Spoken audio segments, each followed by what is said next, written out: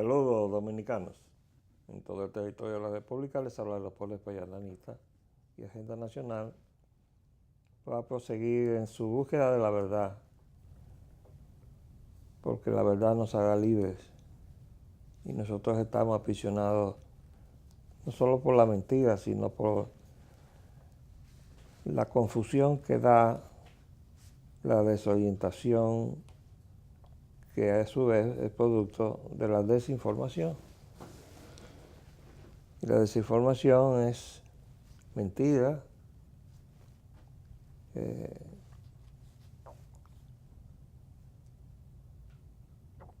fundamentalmente. Entre otras cosas, a propósito del 57 aniversario de la muerte por una conspiración de Rafael Leónidas Trujillo, ordenada por la plutocracia del norte y coordinada con la aristocracia dominicana. Han estado saliendo cosas en la prensa, pero hoy salió algo que yo no puedo quedar callado. Porque habla de Antonio Guzmán, un hombre, Antonio Guzmán Fernández, un presidente que, como dice su hija ahí en esa entrevista, en las encuestas dicen que para los dominicanos él es el mejor. Y yo digo que él es el mejor. Y pudo ser mejor todavía.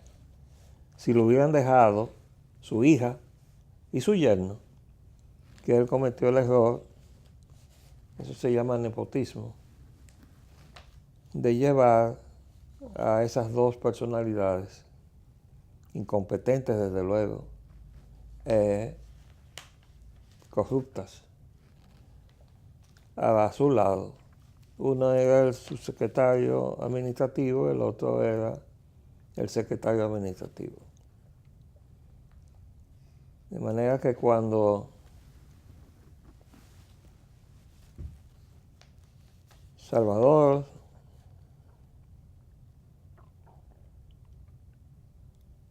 fue a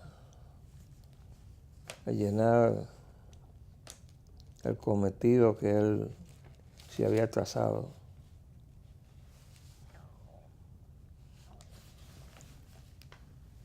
siendo presidente electo y apoyado por Peña Gómez, que le abrió fuego a Antonio Guzmán desde el primer día, porque Antonio Guzmán se había negado a pasarle recursos del Estado al PRD. Y en eso estaban Peña y Salvador Jorge Blanco, haciéndole guerra a Antonio Guzmán. Y aquí tratábamos de enderezar la economía del país del ejercicio del poder de Joaquín Balaguer. Yo recuerdo que siendo ya Salvador Jorge Blanco presidente del PRD y siendo visible las malas relaciones entre el presidente Guzmán y la dirección de su partido. Entiéndase, el presidente del partido, que era entonces Salvador Jorge Blanco, y el secretario general, que era José Francisco Peña Gómez. Yo traté de mediar en eso. Y lo pensé mucho, porque me daba cuenta que algo había que colocaba las cosas fuera del terreno de la política. Y así fue. Aproveché que tenía que tratar algunos asuntos de la refinería. Y yo le dije, presidente, hay una situación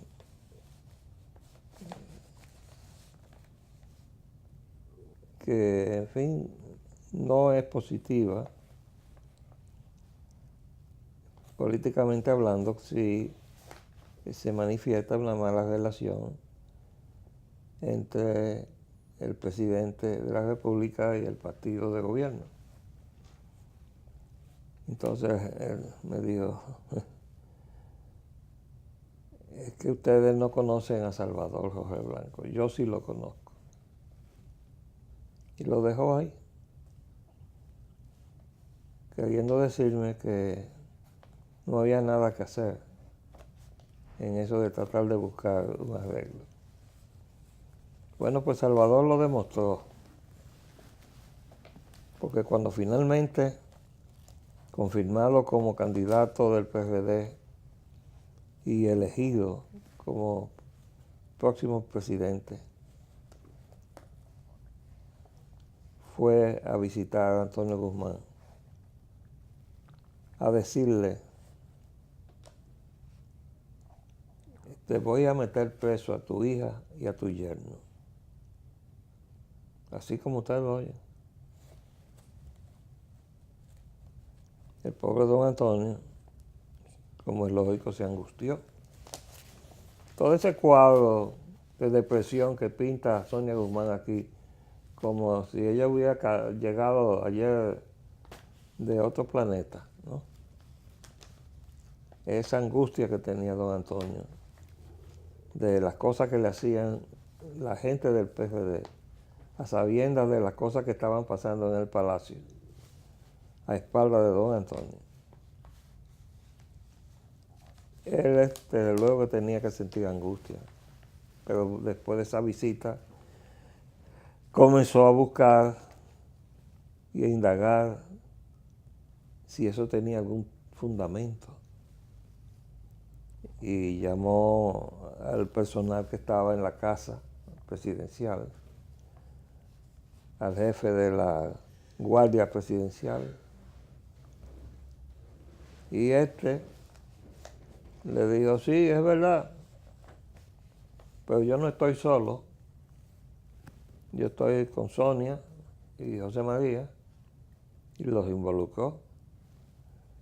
Ese militar era un contrabandista reconocido de las Fuerzas Armadas, que Balaguer le había puesto precisamente para corromper a los que fueran corruptibles. Y él logró eso, arrastrar a la familia a sus tratativas de traer contrabando de mercancías.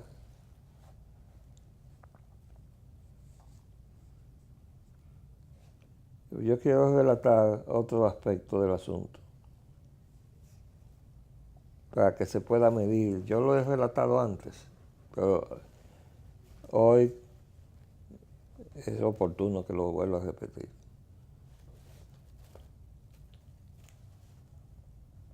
Yo venía al cargo de secretario técnico, recomendado por don Cundo Gil, presidente del partido,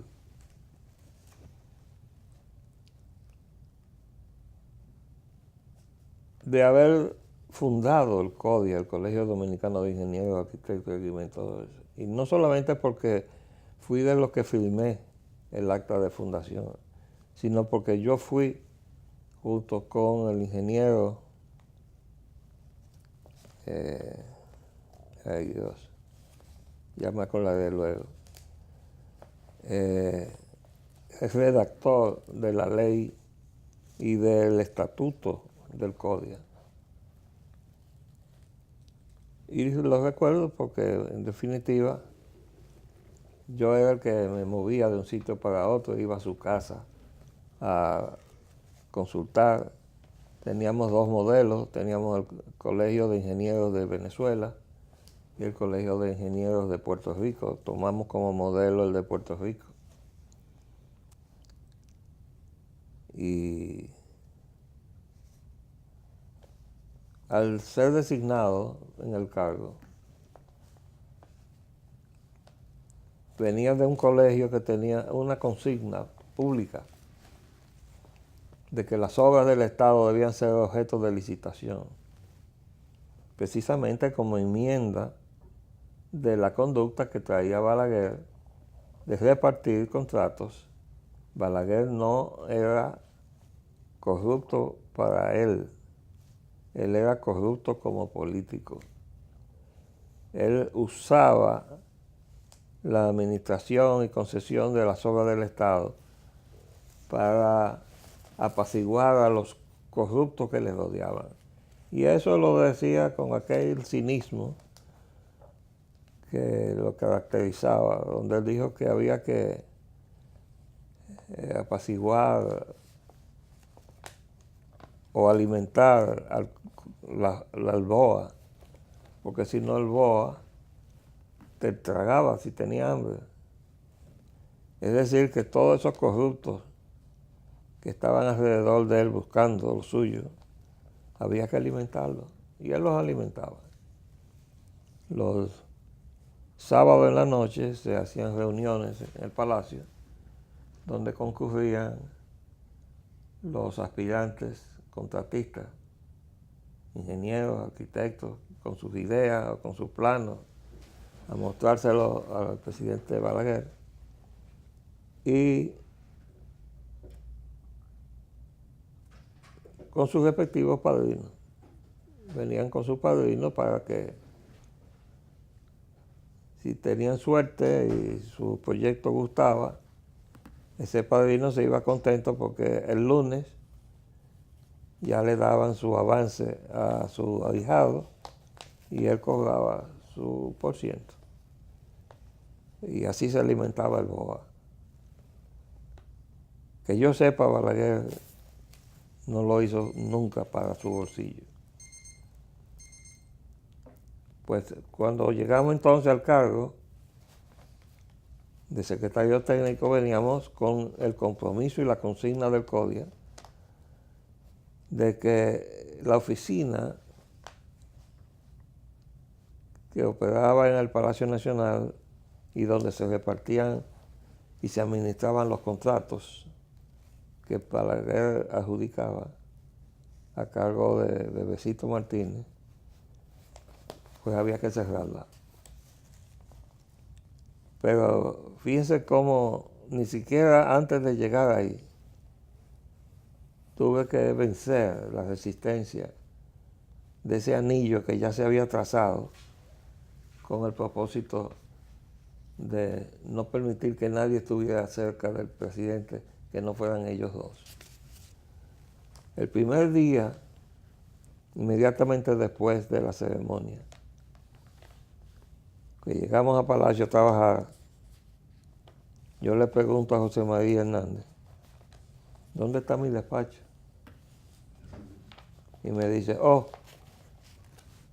en el piso 14 del Huacal, a donde lo tenía Balaguer, porque Balaguer no quiso nunca tener cerca al secretario técnico, cuyo consejo tampoco escuchaba. Él tenía su plan y eso era lo que él hacía.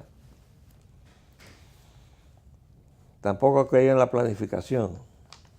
Y yo recuerdo ver que designó a un titular que lo primero que hizo fue coincidir con Balaguer diciendo que, siendo un técnico, un economista, dijo que no creía en la planificación.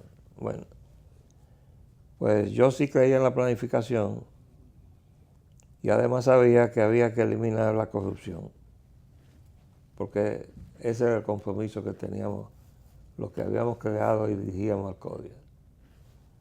De manera que lo primero que yo hice fue preguntar por mi despacho, y me dice, no, que ya en el piso 14.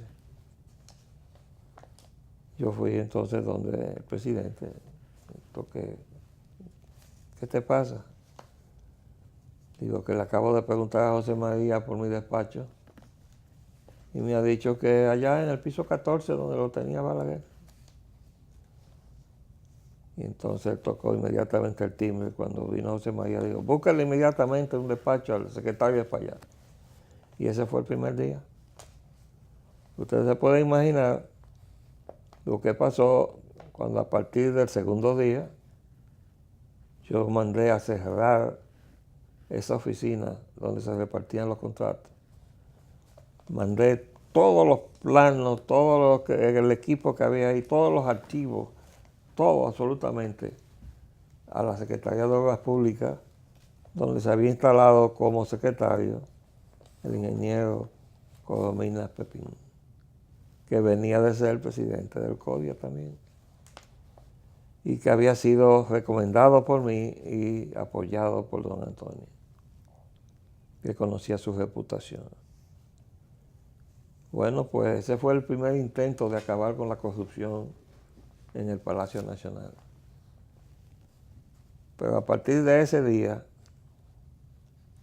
teníamos constantemente problemas de autoridad en el manejo de los asuntos del palacio. Y la situación se agudizó ya en el año 79, cuando, viniendo de un viaje a Estados Unidos, a Washington, a firmar con el Banco Mundial el primer préstamo que se le daba al gobierno Guzmán para el canal Marco Cabral, primer préstamo del Banco Mundial para obras de infraestructura, encontré que se habían producido cambios en el gabinete. Habían sacado a Julio César Castaño, Espaillat, de la Secretaría de Educación, de donde venía a desempeñarse de ser rector de la Universidad Autónoma de Santo Domingo. Y habían puesto a Pedro Porrelo Reynoso, un desconocido para todo el mundo, pero que venía del círculo de Santiago, de la madre y maestra de Sonia Guzmán. Entonces, encontré la reacción que tuvo ese cambio. Y desde luego una reacción negativa. ¿Por qué poner a un desconocido simplemente porque era de la intimidad de Santiago de los Caballeros, en lugar de un ex rector, 2 veces rector de la Universidad Autónoma, y un abogado reconocido, jurista, como Julio César Castaño? La reacción en contra de un gobierno que se estaba iniciando y que necesitaba apoyarse en los miembros del gabinete y su actuación en el gabinete, eso se estaba comentando negativamente. Yo aproveché que venía de viaje y tenía que darle razón de la gestión con el Banco Mundial, y yo le dije: presidente, yo le voy a comentar algo que creo que es mi deber, porque para que usted se entere en la calle por otro, yo prefiero que se entere por mí. Y le dije lo mal que había caído el cambio de Castaño para allá por Pedro Porrelo Reynoso. Y le dije, y además se dice que la madre y maestra estaba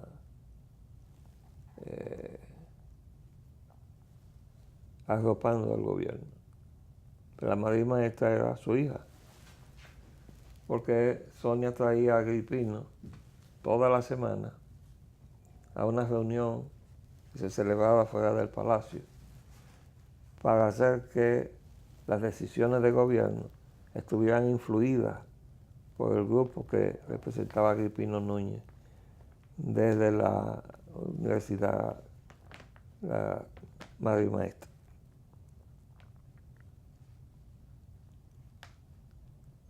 Esta situación culminó con que, cuando él le relató mi crítica a la familia, al grupo familiar, Sonia reventó y dijo: no, esto no puede seguir, o Polín o yo. Si no lo saca de Palacio, yo me voy para Santiago y me llevo a José María y desde luego a toda su familia, a sus nietos, que eran el equilibrio emocional de don Antonio, que había perdido a su hijo en un accidente automovilístico en la carretera Duarte. Entonces él me llamó y me dijo, yo estoy bajo presión, voy a tener que sacarte a otro cargo. Y yo no lo dejé seguir. Yo le dije, no, presidente, usted y yo hicimos un compromiso para poder hacer avanzar los asuntos de la economía del país, que estaban estancados debido a la gestión negativa que teníamos en el Banco Central del gobernador Fernández, que venía de la Gulf and Western. Y yo no voy a aceptar que me envíen a otro cargo. Disponga usted del cargo. Y así lo hicieron. Me destituyeron. Y yo que tenía unas palabras para decir en el acto de transferencia, pues tampoco me invitaron al acto de transferencia. Entonces yo caminé todos los despachos de los periódicos con las palabras que yo iba a pronunciar. Y cuando llegué a donde el hermano Emilio Ornes, él fue que me puso en autos de lo que había pasado en la casa de familia. Inmediatamente después de yo haber hablado con él, después de mi viaje, y habiendo criticado la influencia excesiva de Sonia, sobre todo de Sonia. Entonces yo realmente, y lamento que yo tenga que usar tiempo de este programa que tiene una finalidad, que es orientar a la nación en esta crisis en que se han metido como consecuencia de todas estas desviaciones de lo que es el desempeño de la partidocracia y cómo se han apartado los llamados líderes de los distintos partidos políticos que se crearon a la muerte de Trujillo para resultar en esta situación en que estamos hoy. Por cierto, tomando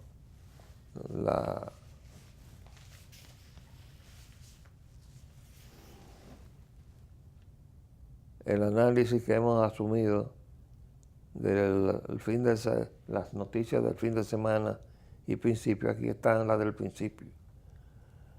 Estados Unidos encabeza plan para que OEA desconozca elecciones de Venezuela. Y ahí está toda la presión que en forma directa está haciendo el Departamento de Estado ante la Cancillería para lograr el apoyo suficiente en hacer que se desconozca la selección de Venezuela o se saque a Venezuela de la OEA.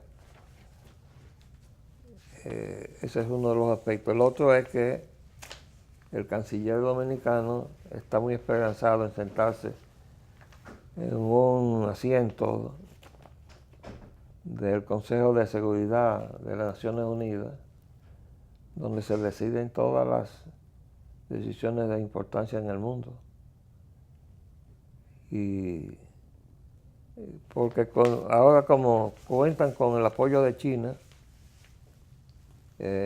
ya tienen seguro que pueden sentarse en un Consejo de Seguridad. Y República Dominicana con vientos a favor para miembros del Consejo de Seguridad de la ONU. Dice, ahora tiene al factor China como nuevo aliado y el apoyo de países del Gulag. Y yo le pregunto, Y al que calculó eso, se le olvidó que Estados Unidos no estaba apoyando las relaciones con China. Pues yo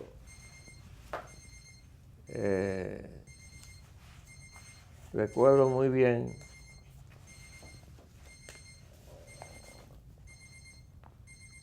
que la intención del presidente en la reunión de Perú era precisamente lograr el apoyo de Latinoamérica a Estados Unidos y no a China. Pero, míralo aquí.